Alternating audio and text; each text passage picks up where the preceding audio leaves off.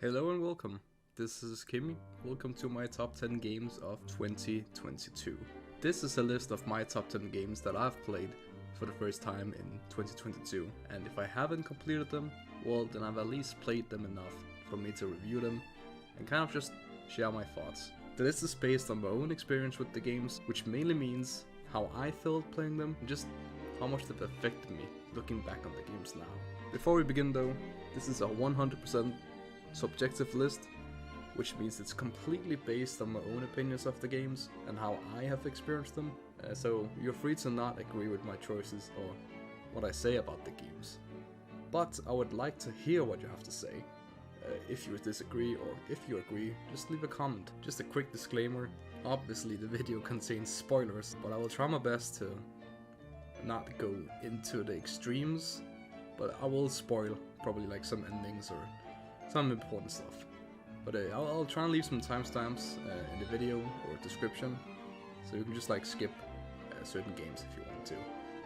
Anyways, I'll just quickly show you a picture of the games that I've played, so you know kind of like what to look out for. Boom, and that's it. And now we're ready to go into the list. At number 10 we have the Metro Games series.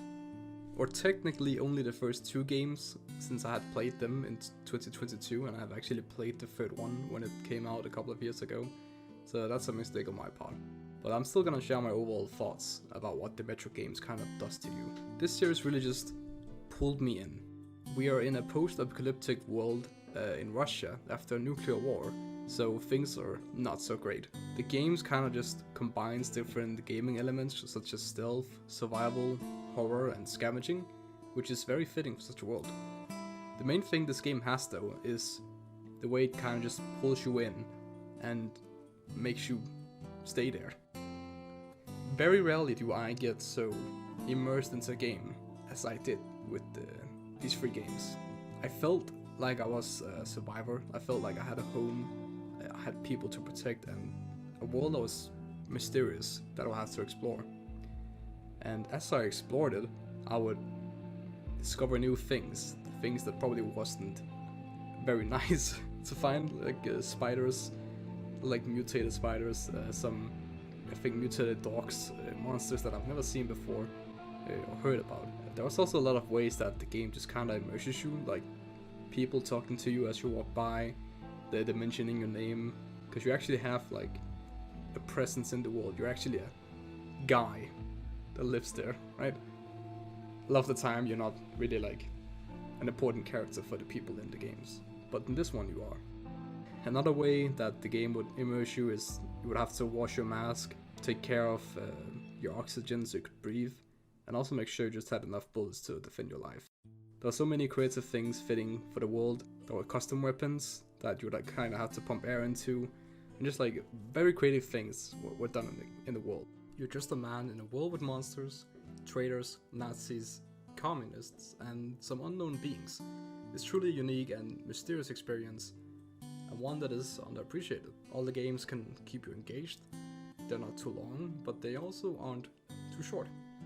Overall, a very great experience, and you should try it. And at number 9, we have Deathloop.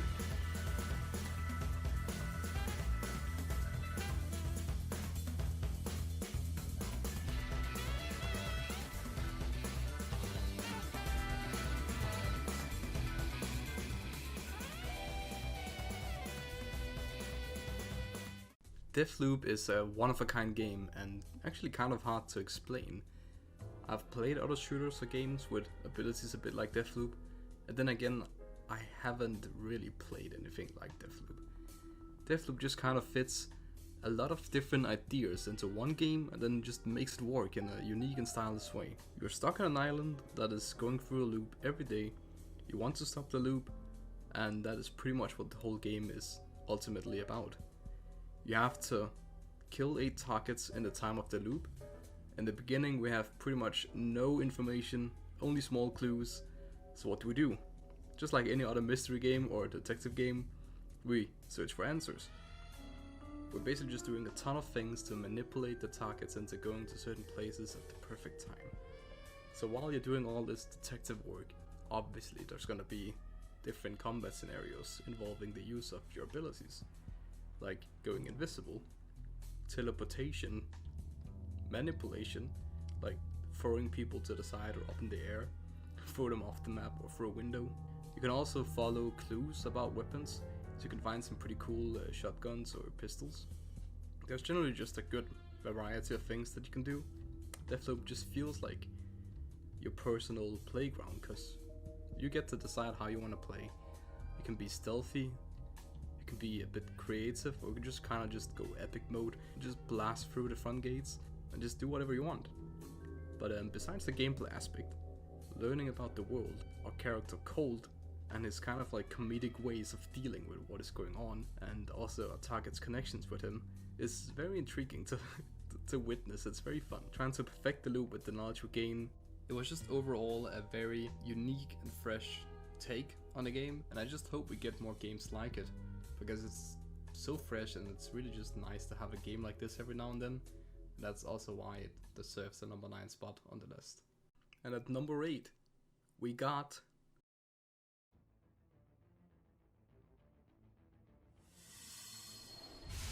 Metal Gear Rising: Revengeance. Holy shit. This game is sick. It's so fucking cool that even if you haven't played the game, you've probably seen this scene of Raiden. They're just beating the living shit out of each other, and it's so fucking cool.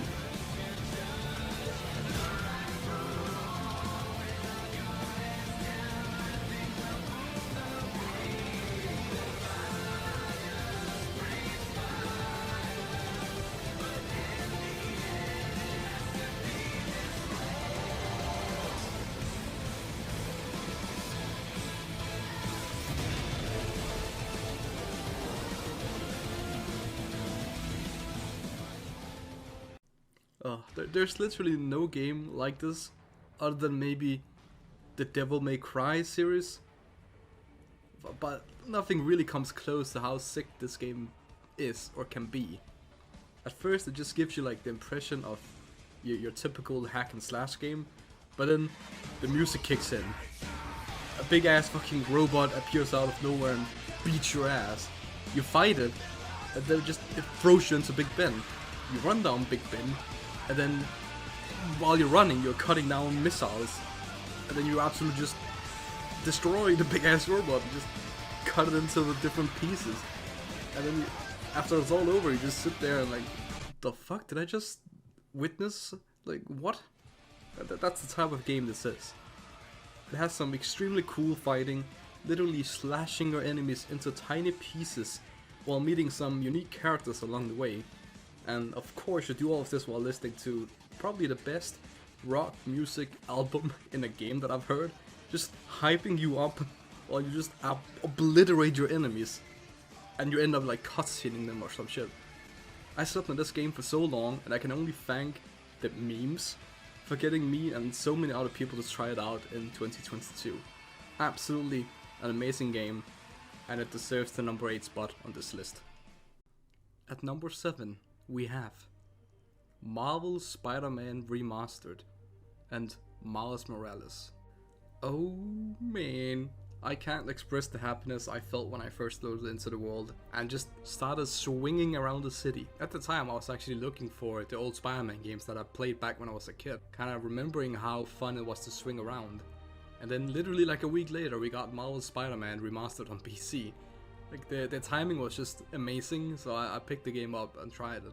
Just the pure feeling of nostalgia and the satisfaction of doing like my first swings is probably the main reason, or okay, maybe like 50% of the reason for why the game is even on the list. But overall I actually really like Spider-Man. It's so much fun just swinging around and just looking at the beautiful city and the scenery, and with the OST and the music, just you kind of feel like Spider-Man, you feel like a hero, and it's just a really good vibe.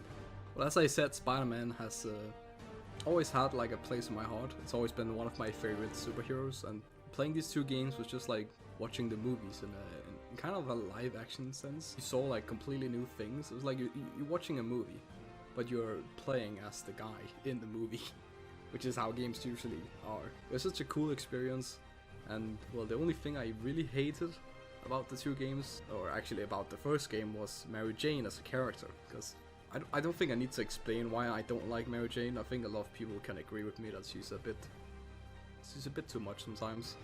And well, you were even forced to play her a couple of times, which was kind of annoying. Besides Mary Jane, there was also lack of things to do, or actually there was a lot of things to do, like the side activities where you had to collect or hunt or repeat a bunch of things. But they're just spread around the entire map, so you had to like spend time getting there just to collect the thing and then go to the next marker. So it was kind of like just a collecting game almost. So if you just focus on the main story and the beautiful like scenery, then it's a really fun experience, and especially if you like Spider-Man, you should try this out.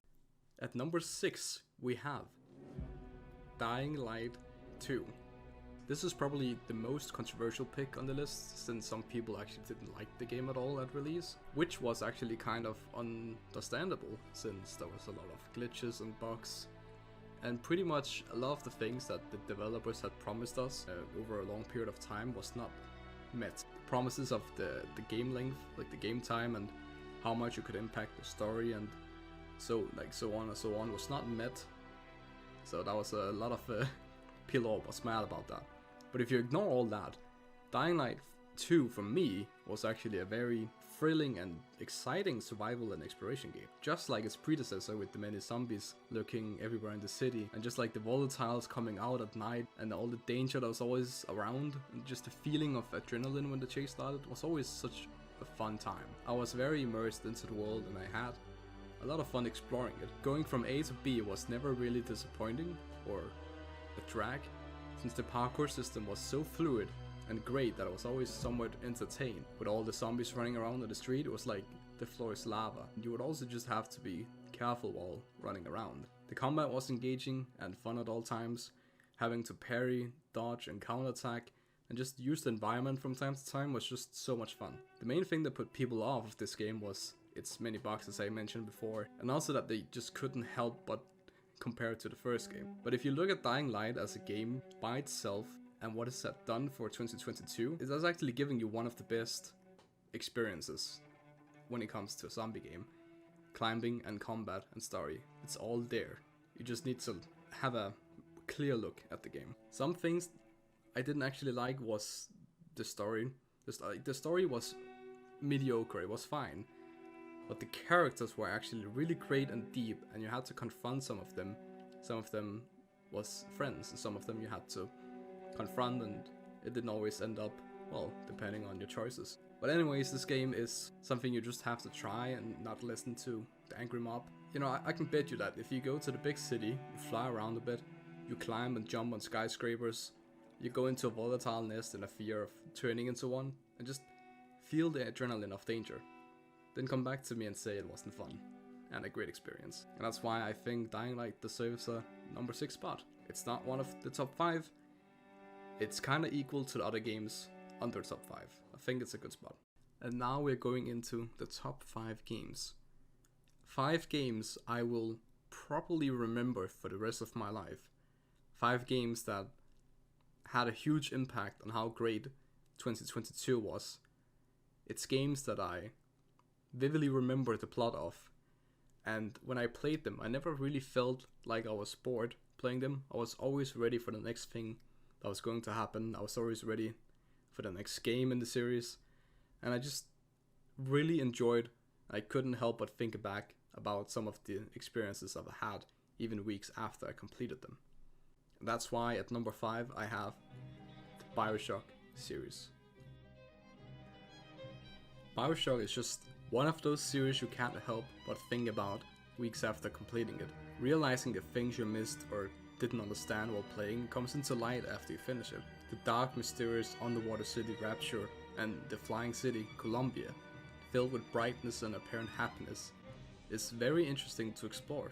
My favorite thing about Bioshock was its very compelling story and the ideology taking place in the two cities. Rapture was a city for the wealthy people who no longer wanted to be shackled by the government, or the moral majority seen in society at the time. It's a place for them to be free, but it turned dark, very dark, with time. The inhabitants turned insane, big daddies walking the city hall. I'm sorry, I couldn't help it. But yeah, the Big Daddies is probably one of the most memorable enemies in any video game series, together with all the mysterious little girls or sisters that were always together with the Big Daddies, the daughters. And also just seeing your hands, like all the powers you had, you're just shooting out lightning, shooting out fire and ice out of your hands. A very interesting experience. It's something I will never forget. And similar to Rapture, yet different, we have Columbia, the city that is above the skies, who the same as Rapture wanted to escape the society that they came from. Columbia's appearance is more beautiful and angelic and holy than Rapture, but under the surface an ideology of racism and a very severe belief in something like a god. I can't really talk much more about this game because it's hard to put into words, other than it's just absolutely amazing, a 9 out of 10 game. Almost perfection for some of the things that is in the games. If you haven't tried these games, you're missing out. You're missing out on one of the best trilogies. Some people don't like the third game, some people don't like the first two games. It's up to you, just play them all, have fun with it. The combat is very thrilling and fun. It has a variety of enemies, guns and abilities. You won't get bored in the game, and the endings will just confuse your brain sometimes. And also, Elizabeth deserved better. And at number 4, Asuras Wrath. Probably the best piece of OST can be found in this game. It has one of the best stories I've ever seen and listened to in a game in a very long time. This game is just a roller coaster of feelings. There's a good chance you haven't seen this game or even heard about it before until now, and it's mostly because of its age as a PlayStation 3 game and how Capcom initially advertised the game by making you pay for episodes to continue the game, which is not really relevant today as you can play the full game with an emulator or something like that. Anyways, Asuras Wrath might give you the idea of it being an over-the-top button-smashing game like Metal Gear Rising, but it kind of is like that, but it just does it in its own way. It's just so much more than a simple fuck your enemies up or pressing buttons type of game. It's a lot more. It's a more beautiful version of that. It's a beautiful game. The story and its characters have so much going on with the limited time that they have. It was like watching a very sad but epic as fuck anime. The OST, the fights, the voice acting, they were just all top class and really made what the game is.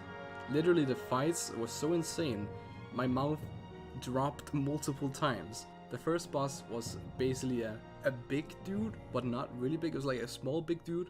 He was still like way bigger than us, but then you kind of like beat the shit out of him, and then he's like, you know, I'm gonna use my powers and just turn into a giant and be like, yep, alright, we fuck him up anyways.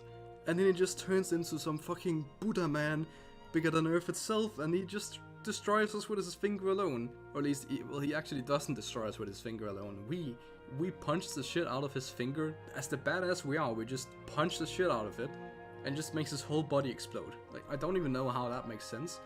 But basically, Asura is just such an amazing, powerful character.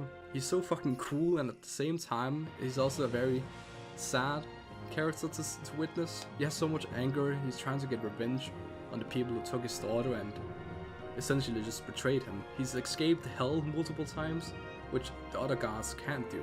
He gets stronger and stronger, and eventually he has to fight like the creator of everything. He beats him, and then he has to die so his daughter and the world can like live on. He can no longer feel the anger within him, so he just kind of just ends up dying. It's just really sad. It's just, ugh. Just thinking back on it now and listening to his screams of when he powers up or when he gets angry whenever someone dies, it's just, it can make you cry while listening to the OST as well.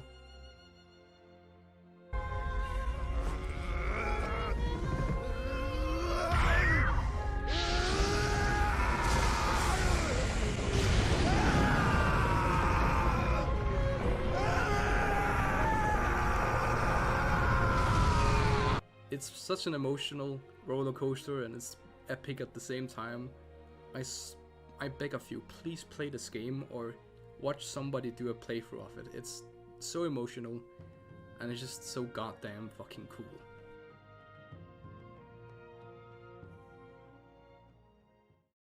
And at number 3, we have Yakuza 0, Kiwami 1, and Kiwami 2. These are the first 3 games of the Yakuza series, and they're very well known for some of the most comedic characters and over-the-top manly story. It has some of the coolest moments and funniest in game series. It's truly a story about men and just Yakuza, and then some dumbass people doing dumbass things. For example, the character we play in Yakuza 0 eventually changes how he behaves for the rest of the series and just acts like some crazy fucker. He goes from like this gentleman, serious guy into some crazy bastard who basically stalks you and tries different ways to like make you force into fighting him because he likes fighting you. He's just the craziest fuck, and every time he appears you just know it's like gonna be a fun and good time. For example, a moment from Kiwami 2, he has to defuse a bomb, or else the biggest building in the city would go kaboom. So basically he tries to defuse it, and you know, I'll just play the scene. Ah, Weiji, 最後の2本です。どちらにしようかな、神様の言うとおり。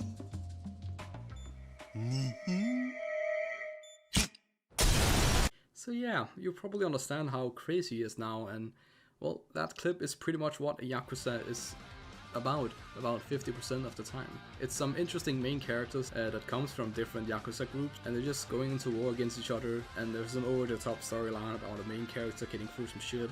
Weird things happens, and a lot of the time you have to do some serious stuff, and then you get free time and you go do the most random ass side quest, doing poses for a photo shoot where you look like the gayest, the manly man. It's so many weird ass side quests, and for example, Kiryu, he also likes karaoke, and you might have heard Dame Dane before.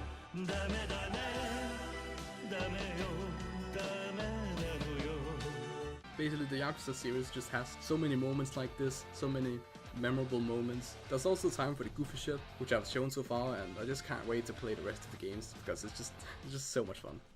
At number 2, we have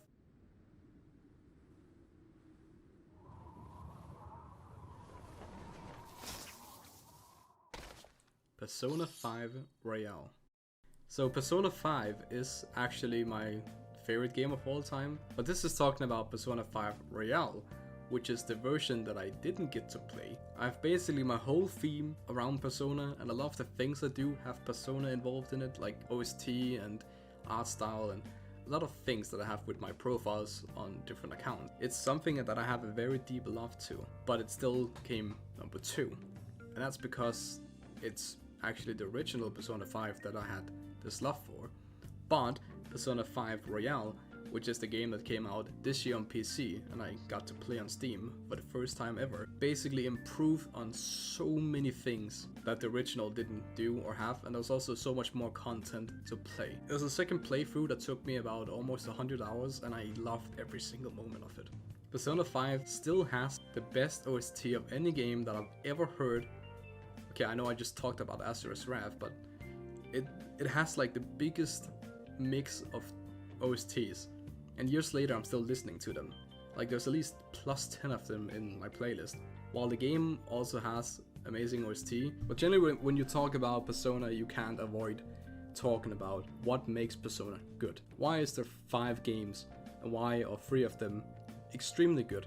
Well, that's because they have an amazing cast, with every character having a place in the story. They just aren't like your simple characters, they're actually really creatively written, and they actually make you feel like you're kind of like friends with them. You care about the problems and you can kind of imagine how it would be like to be with them.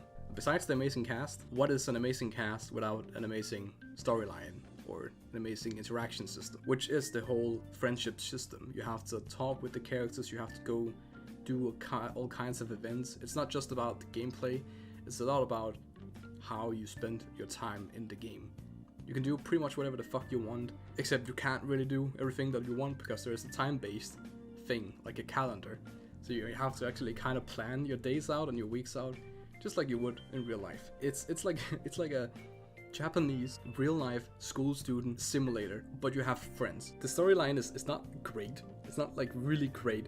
Okay, it is great, but it's not perfect. It's great that you can take down the bad guys and, well, eventually you kill fake gods, all for the better of society. The game has a very long playtime, but it makes up for it with a very creative system of the calendar that I mentioned earlier. Maybe there's a special event on the 24th of September or some shit like that. So you have to like remember that for maybe the next playthrough that you do, or you just discover it on the day as it happens. When it comes to combat, you run around a palace. All of them are unique, they have their own unique theme corresponding to the villain's look on the world, and the enemies are always varied. You will never, okay, not never, but you will almost never see the same enemy in a different palace or place. And even in one palace there can be like 10 to 20 different enemies that you get to fight. Catch. I don't know if catch is the right word, but you basically steal them and make them your own, and then you can use them, and then you can combine them and fuse them into different ones. So it's never the same outcome. There's a lot of variety in it. It's hard to get bored because of that. You can just keep playing. Before this game though, I had only played turn-based combat in Pokemon, so it was very new to try this out back then when I was playing it on an emulator. But yeah, it actually wasn't like initially the reason for me to play Persona wasn't because of the combat. It was actually just how the game looked in the term of its style and just the design of the game. And I think everyone can agree that Persona 5 looks absolutely amazing, especially like the character designs, the enemies designs, the world you can walk around in. You can walk in actual Shibuya, and that's how the city looks like in real life. You can get to experiences that in a game. You can experience going to school, having friends.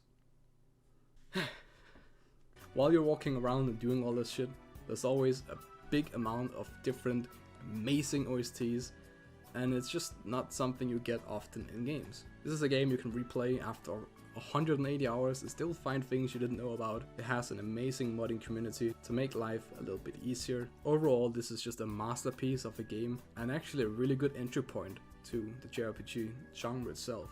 Well, I wonder what the number one is gonna be, if it's not Persona 5, which is basically my favorite game. But before that, we're gonna have some honorable mentions first. It's games that were very close to making the list, or games that I generally actually love, but haven't finished yet for some reason, but there will be more about that.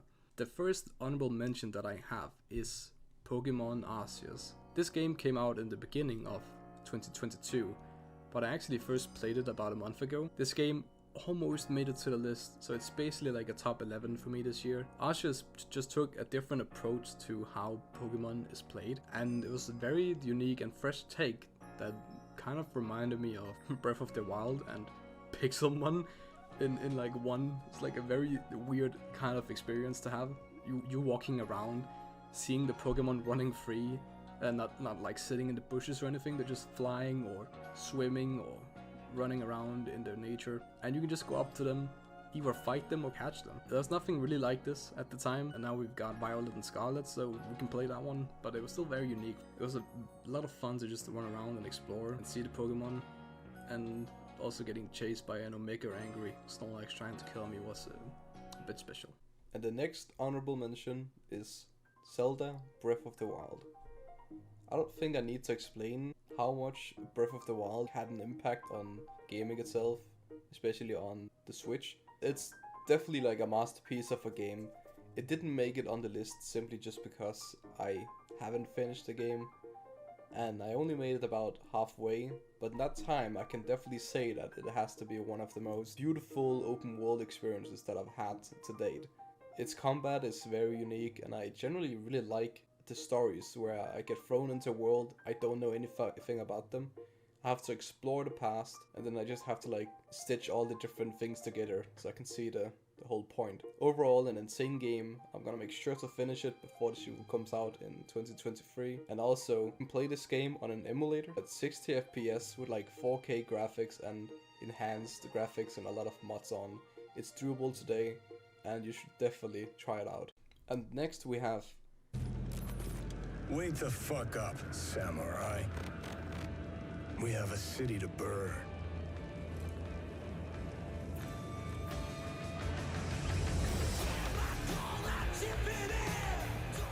This is another game I eventually stopped playing midway through, but that was just kind of to avoid getting tired of it. The same with Zelda, I had to stop halfway because I had been exploring too much. I got tired of exploring. And the same thing can kind of be said in Cyberpunk, because I had spent quite a lot of hours already in the game, just running around doing all weird stuff. It kind of hit me that I avoided this game for such a long time because of the bad release it had, but over time, the frequent updates and the many mods that was made by the community basically just saved this game.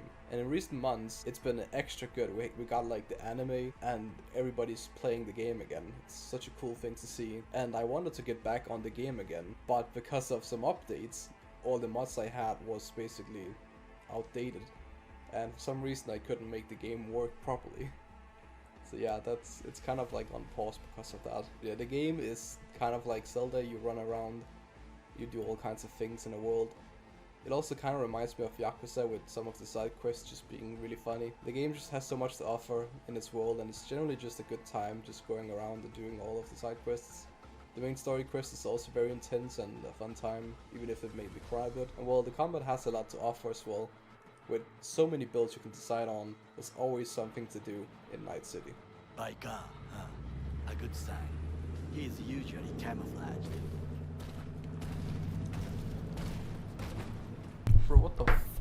It's my car! And the next honorable mention is Far Cry 6. I don't really have much to say about this game other than it was just a place for me to do some fun things, like just kill a lot of enemies like you do as well in other Far Cry games. The story wasn't as great, it had some cool characters in it, some fun weapons to use, and I pretty much just treated the game as just a place for me to satisfy my need for an FPS game. There were a lot of random funny moments, like these clips that I have.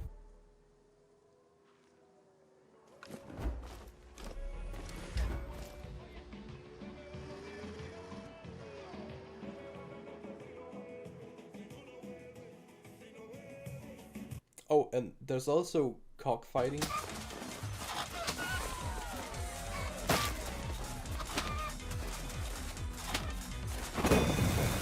Hadouken! We got the winner! Yeah. That's pretty epic.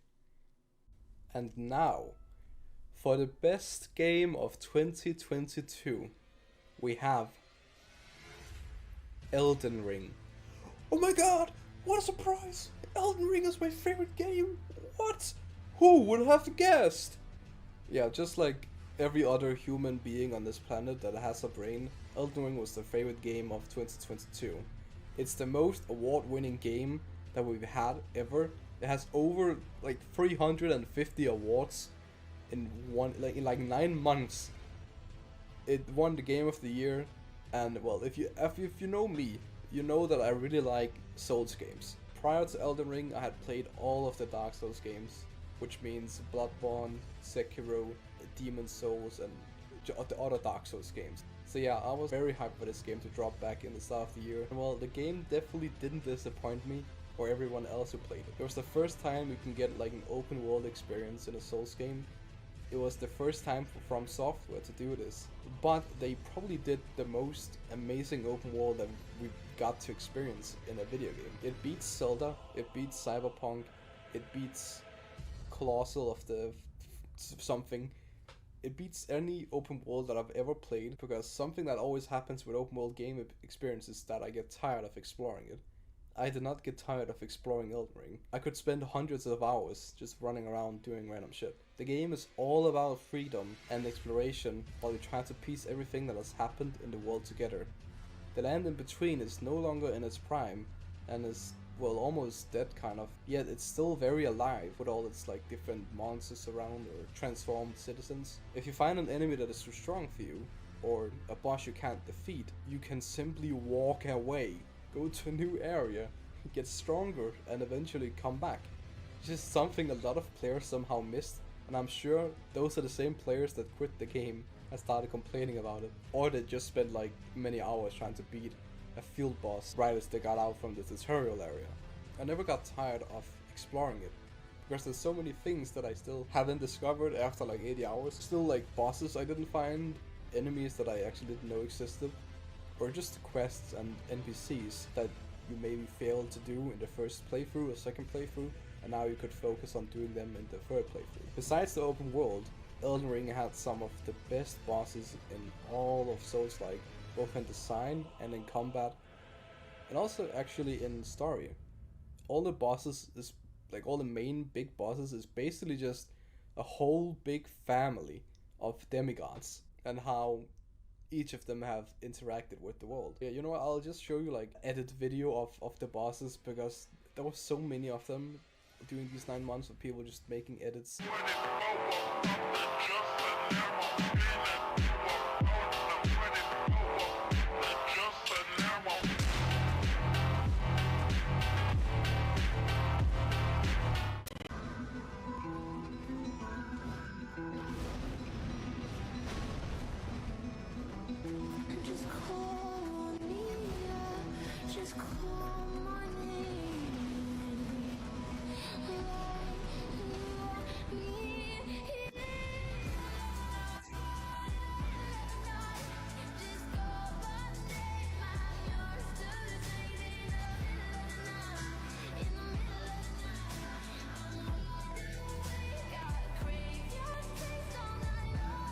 Middle of the Night basically became Elden Ring's like national theme when it comes to edits. As you saw, like there was some beautiful cinematics to the bosses, there was some beautiful design, and just an amazing feeling seeing this in a video game. The game gives you so many options, and it has just a big variety when it comes to player building, or just generally how you want to play the game. There's room for every playstyle. Do you want to wield a big ass sword look like Guts from Berserk? Well, you can do that. Do you want to be more like quick and deadly with some Reaper or Dagger, or maybe like a Twin Blade? Well, you can do that. If you want to be a mage, you can definitely also do that. The game has some amazing looking spells or incantations. If you want to be a summoner and do nothing while the NPC kills for you, you can do that with the Bell Ashes, but you might get disrespected by the whole community though. Well, there's so many good things about Elden Ring that I really can't explain them all or put them into words, but I think I've done my best trying to share my views of why this game succeeded as it did. All I can say is that this is a game that has set a standard for future games, and other devs will look at it for reference. And if you remember, when this game came out and it was successful, so many of these devs were so salty that they wrote tweets about it. Oh my god, this UI is not player friendly. Oh my god, why are the players not getting handhold? And well, that's what we want. This is a masterpiece, and we will remember it for all of these things for all of time. And that concludes my top 10 games of 2022. What a banger year for gaming. On the list there were both games that came out this year and some games that I had slept on for a long time. But overall, my experience with these games have really just led me to where I am now. I can appreciate the gaming industry a lot more, and I truly feel like some games are just art. They have beautiful visuals, beautiful stories, and many other beautiful things inside of them. I'm very excited for 2023. There's gonna be so many games coming out that year that have my interest, but because of 2022, I've actually also started looking into games that I never gave a chance to. Games that came out maybe like many years ago, especially in the JRPG genre. I recently started playing the Xenoblade series, and I kind of want to get into Fire Emblem as well. Well, what do you know? 2022 made me play a new genre, and I actually like those games. Anyways, 2023 is looking like it's gonna be the biggest year for me. Thank you so much for watching this video. I truly mean it. It really means a lot to me, and I hope you'll be here for future videos as well. And maybe even stick around until the top 10 games of 2023. This year has been a blast. Let's make the next one just as good. Take care, everyone.